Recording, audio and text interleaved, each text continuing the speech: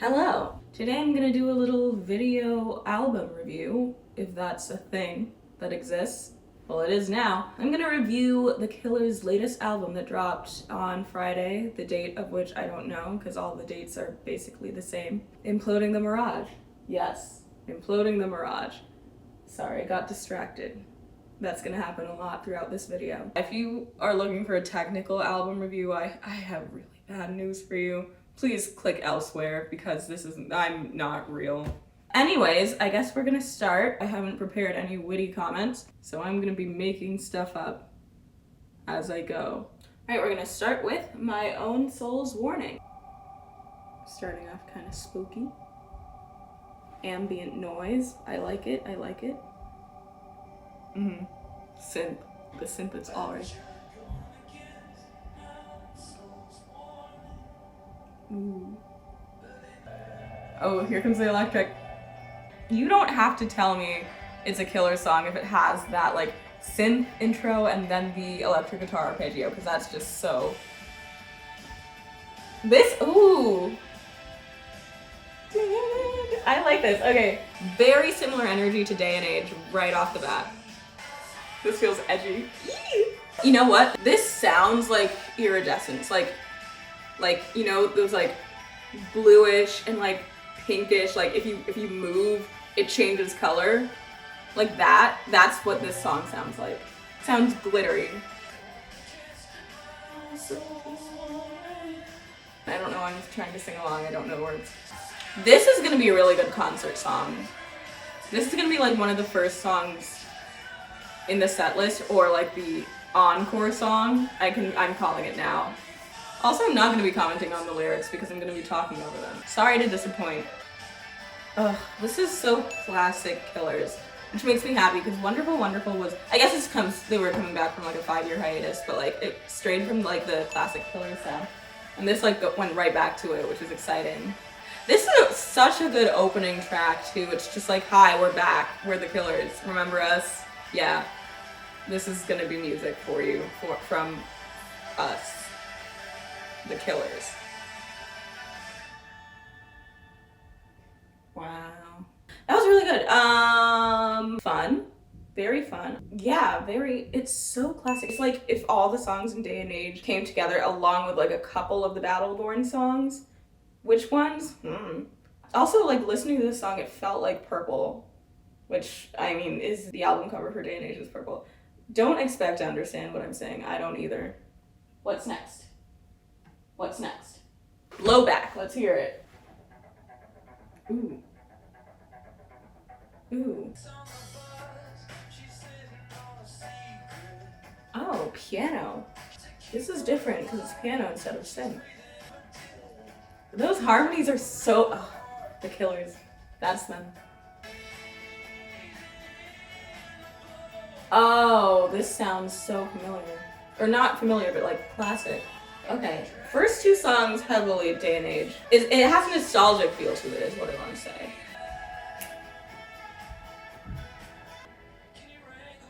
Ooh, very Battleborn-y, almost like Miss Atomic Bomb a little bit there. Runaways, I can hear Runaways influences. I like the heavenly chorus kind of feel to it. That was pretty. Big fan, like I said. Whatever it was I said, you can't expect me to remember. Next, Dying Breed. I know this was a single that came out, but I did not listen to it. Here we go. Ooh, high energy, I like it. Brandon Flowers' voice it just sounds like pretty. Oh, okay. Something's rising. There's gonna be a drop soon. No? Oh, oops. Kind of feels like Tyson versus Douglas from Wonderful Wonderful. So far. Okay, here it comes. Here, there's gonna be a drop in a second. Wait for it.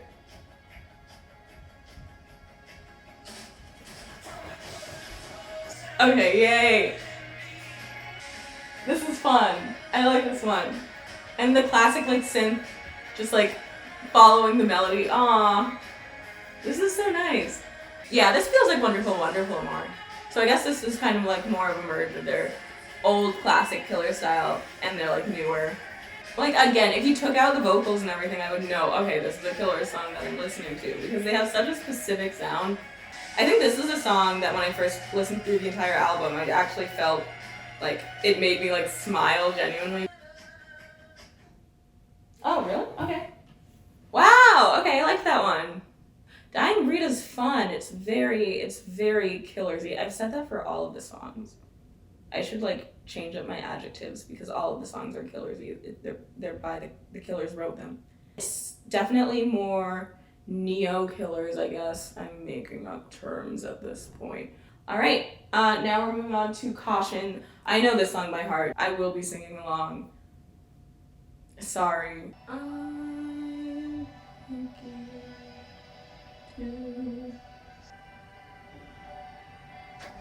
There it is. Oh, I love this song. This was such a good first single to release. It's just, it was so exciting to listen to.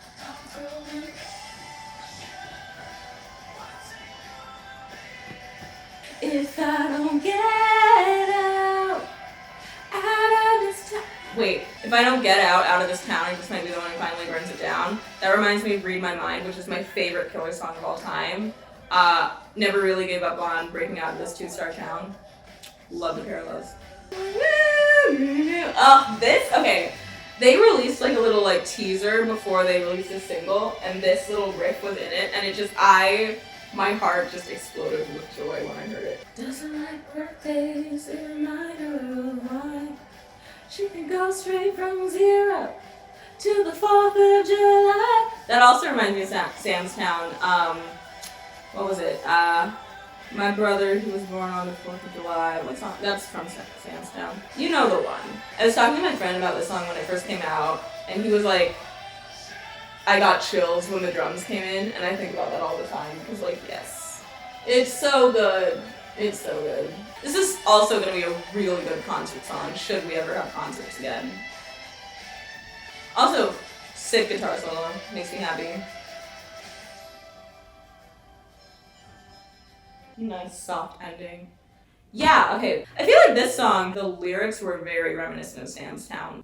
This one felt new as well. Ooh, you know what? It kind of felt like Run for Cover, to be honest. Yeah, the music kind of had a more Wonderful, Wonderful feel, but the lyrics were so reminiscent of Sam's Town. It made me really happy because Sam's Town is my favorite Killers album. Good stuff with Caution. Okay, next is Lightning Fields. Let's hear it. Ooh, sounds like a thunderstorm. Ooh, feels kind of 80s. Feels very 80s. Kind of reminds me of Out of Touch by Hollow Notes. Ooh, this is fun. You know what? This feels like the last song in High School Musical 2 where they're all like on stage and like they're clapping and it looks like a wedding and they're all like singing along. This is what that feels like. And I know all of you people who are like critical of music are just gonna be so mad at me for saying that, which is why I said that. Ooh. That's not Brandon. Featuring who? Katie Lang, wow. Like, does it not remind you of that scene in High School Musical 2? It does. Great film. What number song are we on, actually? This is the 5th track out of 10. Oh, so this is like the halfway song. I think the reason it felt kind of like a conclusion or like the end of a film right before the credits is because it is the end of side A, or what will be side A on the vinyl. At least I'm assuming because it's the halfway point. Yeah, okay, let's talk about the first half of the album then. Again, like I said before, My Own Soul's Warning is a great way to start. I almost feel like Caution should probably start this side B. I don't know, when I think of albums, I kind of think of how they are on vinyl. Side A, side B, etc. I know for like, for Hot Fuss, for example, which, I mean, nothing the Killers make sounds like Hot Fuss anymore, so it's really different. But side A could have been its own entire album, and I think about that every time I listen to Hot Fuss. But like starting with Jenny, ending with All These Things. All these things that I've done feels like the end of the album. And I feel like this is just an incredible example of how albums kind of work. It has essentially like 2 beginnings. Jenny was a friend of mine named Earstar, and then 2 endings, all these things that I've done and everything will be all right. And they could be their own 2 stories on their own, but like the entire album is still a story, which makes sense. But then you think of like Sam's Town, for example, and obviously it starts with interlude and exitlude. Well, it starts with Sam's Town, but you know what I mean. So, but to an extent, it could also be each side could also be their own album. Like starting with Sam's Town, ending with Read My Mind. That's really no. I already am contradicting what I'm saying because Read My Mind is not a last song on an album by any stretch of the imagination. So never mind. Yes. If I made a point, glad you found it. Okay, Fire and Bone is next. This is another one I've heard, and I almost know by heart. I love this one. I was talking to my friend, same friend, about it when it first came out, and I said it reminded me of a combination of Battleborn and Day and Age as well. A lot of Day and Age reminiscence in this album. Also, like, Brandon Flowers' voice is so good. Like, I think we can all agree because we are all watching this video. I kind of hear the same thing that was in Read My Mind though in this song. Yeah, that thing. Here we go. This is the Battleborn part this is the part that I heard the Battleborn in. Kind of Deadlines and Commitments, sort of. The Rising Tide. Heart of a Girl. Too. I can kind of hear that in here. I know I should be like comparing all the new Killer songs to the old Killer songs, but like it's easy for me. That's how I think. No one's gonna save you. You gotta make it on your own. I love that lyric. No one's gonna save you. You gotta make it on your own.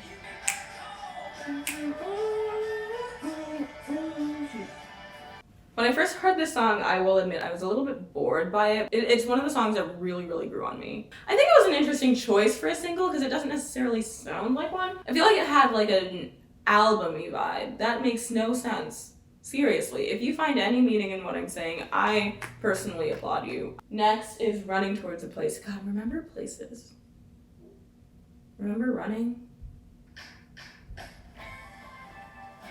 Okay, another fun one, also like Dying Breed. Another 80s-y one. What does this remind me of? Battleborn, yeah. Like, tell me that doesn't give you Battleborn vibes immediately. It's like a faster Miss Atomic Bomb. I like how he doesn't necessarily sing all the time. It like depends on the emotion that the song's trying to evoke. So sometimes he'll have a really rich, like golden voice when he's singing, and sometimes he'll just like almost like talk. Very unique to Brandon Flowers, I'd say. I've never heard an artist with a similar voice. I guess that's why he's famous. This is like a driving song. Like if you're driving and you're like in a mood. I'm just vibing at this point. It's a really good song. Okay, the next one's called My God. I don't remember the actual song, but I remember when my first listen through this album, I really liked this one. This is so good. Oh, I want them to sing this at a concert. I will go crazy, go stupid. Also, oh, you know what? I think it made me feel nostalgic for like when I was a kid in like the very early 2000s. There were like VHS tapes that were just like about a bunch of children holding hands and singing together or whatever. This reminded me of that. This is like one of my earliest memories, or several of my earliest memories. It felt like, you know, being together and like singing in a field. I'd say this is one of my favorite songs on the album, definitely. But I'm glad it wasn't a single, because some of the best songs on the album, on just any album in general, the best songs are actually not the singles, but the ones you have to discover for yourself. It's like finding a little treasure, like digging up a buried treasure or something. I want to learn the drum part of the song. I'm imagining it right now. It's so freeing. I need to get back into drums. Ugh, that was so good. I love that. Okay. Straight up, I think that might be my favorite song on the album. It just makes me smile and dance and feel like part of something. Big fan. It also feels like church. Maybe it's because it says God a lot. Anyway, I wish I had something more comprehensive to say, because right now I'm just, this is just my brain coming out of my mouth. Next up, When the Dreams Run Dry. Ooh, sexy little beat here. Ooh, I like it. This one kind of sounds like Sam's Town. Also kind of Sawdust. Ooh. This is the big emotional song of the album. This one. Oh. That's a great lyric to hear on my 4th day back at my college campus. This has Sawdust vibes. That's great. And also like, and that immediately switched to like, I say it a lot, day and age. But it's interesting because like, I haven't really heard a song on this album that gives me Sam's Town Sawdusty vibes. Also, this entire album has a lot of like echoiness, and I think that adds to the nostalgic feel of it. Maybe that's why I keep comparing it to all of the Killers' previous albums, because it just feels like I should be thinking into the past.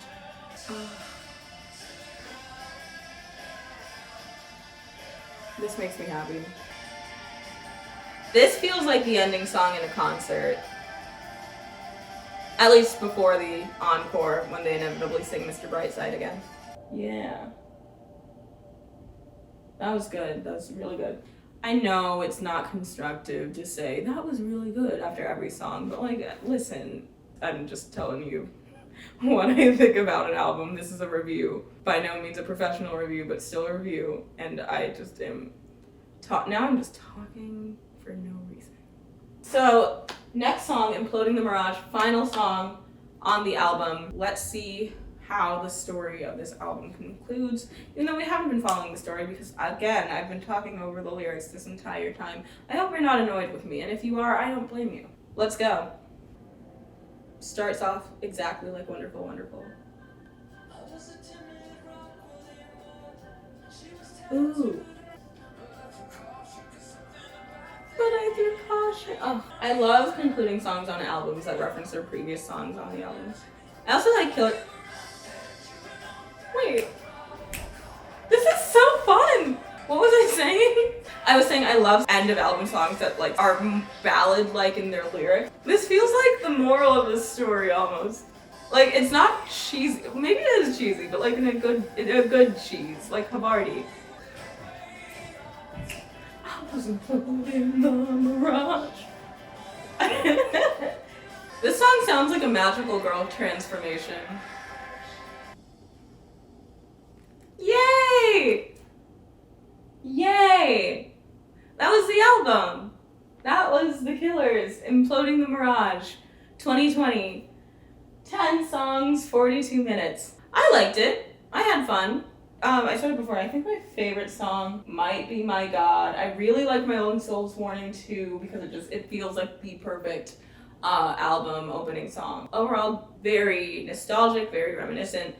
I don't necessarily think it did anything particularly new in terms of Killer songs. Like for example, Wonderful, Wonderful, The Man was, I don't think I had heard a Killer song that was similar to that. I think that's also what they were going for. I think they were sort of going back to their roots. I think they wanted it to sound as iconic as like any song that you would listen to and think that is The Killers, right? Like right immediately. And I think they were successful in that. Where do I rank this in terms of other Killers albums? It's in there. Top 7 for sure. Wonderful, Wonderful is at the bottom. Sawdust, Battleborn, Day and Age, Hot Fuss, Sam's Town.